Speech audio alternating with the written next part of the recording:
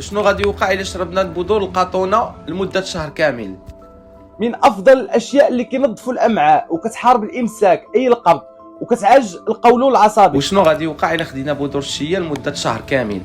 كتعاون على الهضم وكتحس بواحد الشعور بالشبع وكتعاون على تخسيس الوزن بالنسبه للناس اللي بغاو ينقصوا في الوزن. وشنو غادي يوقع الا شربنا بذور الكتان لمده شهر كامل؟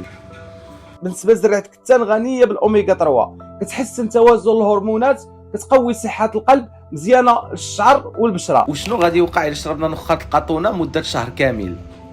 من افضل الاشياء اللي كتقضي على التعفنات او ما يسمى التوكل باللهجه المغربيه، كتساعد في علاج القولون العصبي اي بومزوي، وكتقضي على الغازات وانتفاخ البطن. وشنو غادي يوقع الا شربنا بذور الريحان مده شهر كامل؟